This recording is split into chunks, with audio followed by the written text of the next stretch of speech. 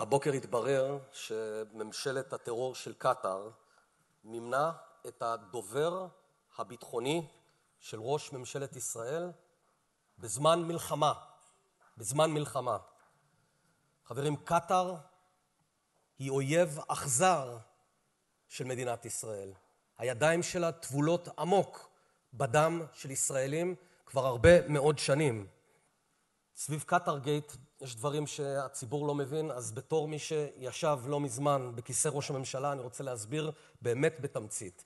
אם אני הייתי מגלה שאחד מהיועצים שלי בלשכת ראש הממשלה מקבל כסף נניח מבלגיה, מדינה שהיא לא מדינת אויב, באותו רגע הייתי מעיף אותו לכל הרוחות, קורא לראש השב"כ, קורא למפכ"ל המשטרה, אומר להם תקשיבו ותקשיבו טוב, לא יהיה אצלי בלשכה מישהו שהוא לא מחויב 100% למדינת ישראל ורק למדינת ישראל.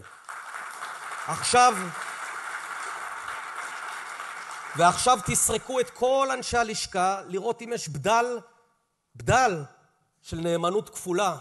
אתם יודעים שכל שר במדינת ישראל מוותר על כל אזרחות זרה, כי אנחנו צריכים לקום בבוקר ולדאוג רק למדינת ישראל.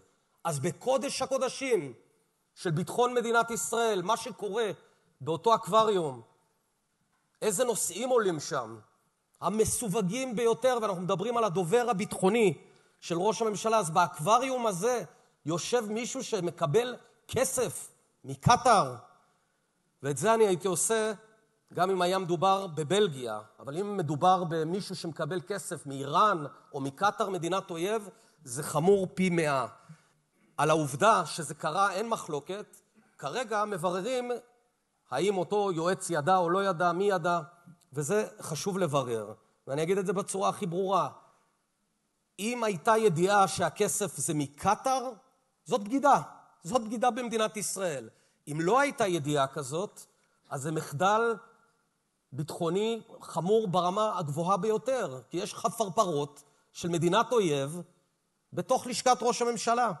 לכן עכשיו צריך להעניק לשב"כ, למשטרת ישראל, את כל הכלים, את כל הגיבוי, את כל הדחיפה, לבצע את החקירה המעמיקה ביותר והמקיפה ביותר, כדי לרדת לשורשי האירוע וכדי לעקר כל חפרפרת וכל בן אדם שעובד בשביל מדינה אחרת. תראו, זה יחד עם הכישלונות העצומים, ובראש ובראשונה כישלון הטבח ב7 לאוקטובר, כישלון אי רתימת כל הציבור, כולל הציבור החרדי, להתגייס ולהילחם לצד אחינו החילונים והדתיים בתקופה כל כך קשה, מביאים את הציבור הישראלי לאובדן אמון טוטלי בממשלת ישראל.